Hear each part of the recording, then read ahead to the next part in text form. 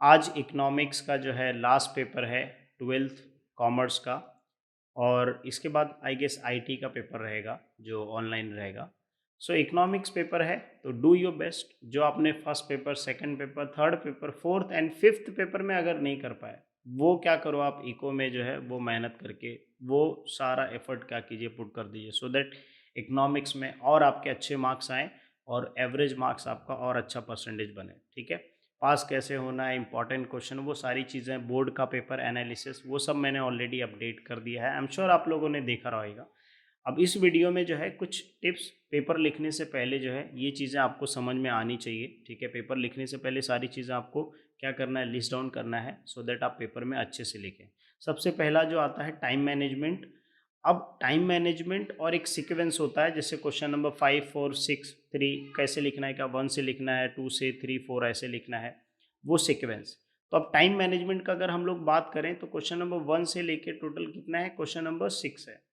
अब question number 6 कितने mark का है, 16 मार्क का है। तो अब 16 मार्क का है तो उसके लिए जो है आप 35 मिनट मिनिमम दीजिए, या मैक्सिमम बोल सकते, चलो अगर आपका स्लो लिखते हो तो इसको जो है 40 मिनट दीजिए।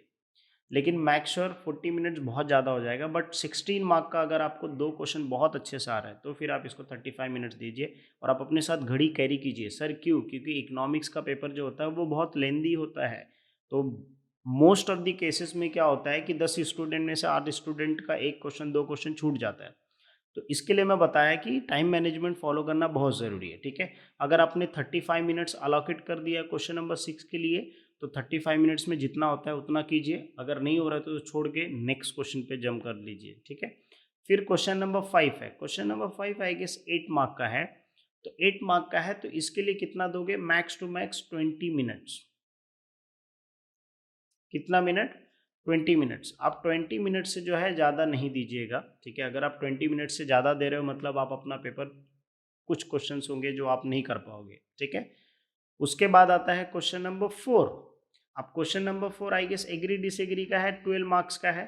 तो 12 मार्क्स का है तो इसको कितना दोगे, 30 मिनट्स मैक्सिमम, या मिनिमम 25 मिनट्स में ख़त्म करो।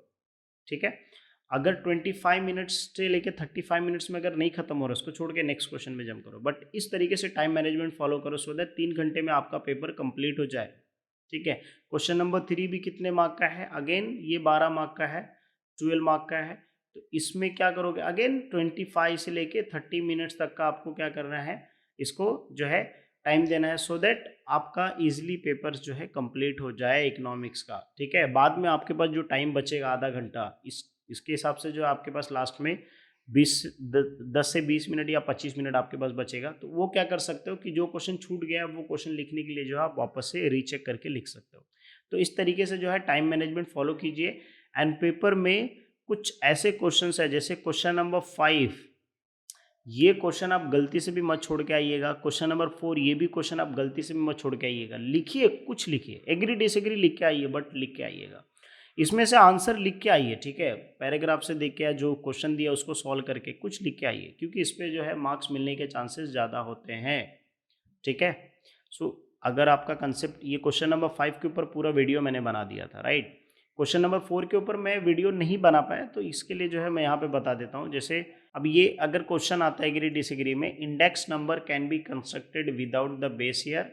नहीं, विदाउट बेस ईयर नहीं कंस्ट्रक्शन किया, मतलब कंस्ट्रक्ट किया जाता है। हम लोग प्रीवियस ईयर का लेते हैं उसको बेस ईयर बोलते हैं, और करंट ईयर का लेते हैं तो उसको हम लोग क्या मतलब बेस, उसको करंट ईयर बोलते हैं। ठीक है, पास्ट का जो डेटा होता है बेस ईयर होता है, तो उसका लेना बहुत ज़रूरी होता है बेस ईयर का।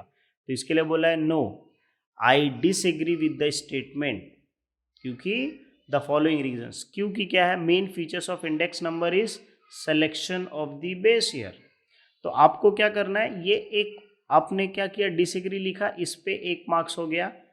फिर उसके बाद 1 पॉइंट, 2 पॉइंट, 3 पॉइंट और 4 पॉइंट। इवन अगर आप 3 पॉइंट या 4 पॉइंट अच्छे से एक्सप्लेन करते हो तो यहाँ पे का 1 मार्क्स, तो टोटल कितना हो गया, ये 4 मार्क्स हो गया। बट याद रखिए कि सारे जो आंसर्स है, ठीक है, करेक्ट एक्सप्लेनेशन लिखो। तो इस तरीके से जो आपको एग्री डिसएग्री क्या करना है, लिखना है। ठीक है, तो ये क्वेश्चन नंबर 4 के लिए अप्लाई कीजिए, ठीक है। एग्री डिसएग्री लिख के आइए, ठीक है, बट उसका रीज़न भी दे के आइए। आप एग्री डिसएग्री लिख के आइए, क्योंकि अगर एग्री डिसएग्री लिखते हैं तो भी आपको मार्क्स मिलेगा। अगर एग्री डिसएग्री गलत भी हो जाता है तो एक्सप्लेनेशन लिख के आइए, तो एक्सप्लेनेशन पे भी मार्क्स मिलता है, राइट।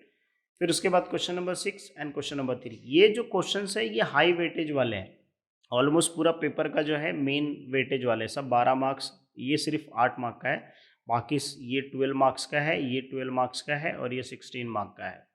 तो इससे आप सोच सकते हो कि 30 + 40 48 ऑलमोस्ट 50 मार्क का इस इधर से ही कवर हो जाता है। बाकी 20 मार्क्स इसमें ऑब्जेक्टिव्स ऐड कर दो तो 70 मार्क्स, तो बाकी 10 मार्क्स का बचता है। तो आप सबसे ज़्यादा फोकस कहाँ पे करोगे, ये सारे क्वेश्चंस को प्रॉपर सही तरीके से लिखो।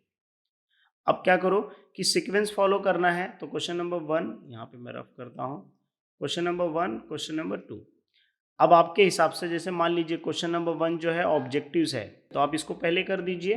फिर उसके बाद क्या कीजिए कि क्वेश्चन नंबर 6, 5, 4 या क्वेश्चन नंबर 4 से लेके क्वेश्चन नंबर 5 या क्वेश्चन नंबर 3 से लेके क्वेश्चन नंबर 6 तक आपको जो सीक्वेंस फॉलो करना फॉलो कीजिए। बट मेरा बेस्ट सीक्वेंस क्या है कि क्वेश्चन नंबर 1 आपको पहले करना है, ये आप फर्स्ट कीजिए, फर्स्ट।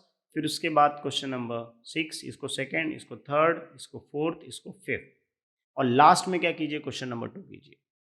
ये मेरा सीक्वेंस है, बाकी आप फॉलो कर सकते हैं।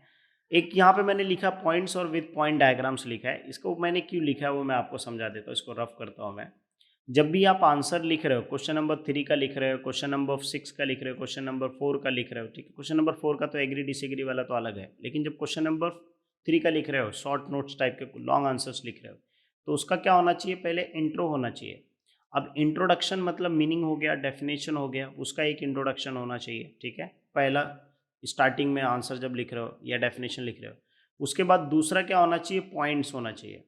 अब पॉइंट्स क्या करो, जैसे मान लीजिए 10 पॉइंट है तो आप 10 पॉइंट लिख दो, डायग्राम बना दो, ठीक है। ऐसे जैसे हेडिंग देके इसको 1 2 3 4 5 6 ऐसे पॉइंट्स के सारे पॉइंट्स लिख दो। और फिर थर्ड में क्या करो, पॉइंट्स का एक्सप्लेनेशन, क्या करो, पॉइंट का एक्सप्लेनेशन लिखो। अब एक्सप्लेनेशन पॉइंट का आपने देखो पहले इंट्रोडक्शन लिख दिया, फिर पॉइंट डायग्राम बना दिया पॉइंट का, फिर उसका एक्सप्लेनेशन किया है, और लास्ट में क्या करो, फोर्थ में लॉन्ग आंसर कंक्लूजन लिख दो। अब कंक्लूजन लिखने से क्या होता है कि कंक्लूजन में क्या लिखना है, जो मीनिंग में लिखा वही कंक्लूजन में लिख दो, बट हेडिंग करके इस फॉर्म में लिखो। तो उससे क्या होगा कि आपका जो आंसर का वेटेज होगा, मतलब जो वैल्यू होगा, लाइक क्वालिटी आंसर्स होगा उसमें, और आपको उसको मार्क्स मिलने का प्रोबेबिलिटी ज़्यादा होगा। तो ये सीक्वेंस आप फॉलो कीजिएगा। और यहाँ पे मैंने लिखा पॉइंट्स का, तो पॉइंट्स का डायग्राम आप बना लीजिएगा, ठीक है। तो ये चीज़ें जो है आप ध्यान रखिएगा। आई एम श्योर कि आपको सीक्वेंस और टाइम मैनेजमेंट ये चीज़ें करना बहुत ज़रूरी है इकोनॉमिक सब्जेक्ट्स अगर पेपर कंप्लीट होने के लिए। बाकी जो मैंने इंपॉर्टेंट क्वेश्चन दिया है, आई एम श्योर उसमें से बहुत सारे क्वेश्चंस आएंगे। मैं ऐसे ही दुआ करता हूँ कि वो सारे क्वेश्चंस आए, ठीक है, और आपका पेपर बहुत अच्छे से जाए, ठीक है। अगर कुछ क्वेश्चंस रहेगा पेपर होने के बाद जो है वीडियो पे आके कमेंट कर देना, या मैं लाइव सेशन कर दूंगा इवनिंग में अगर मेरे से पॉसिबल हुआ तो, ठीक है। तो अपन डिस्कस कर लेंगे। और best of luck, again best of luck for your paper, do your best.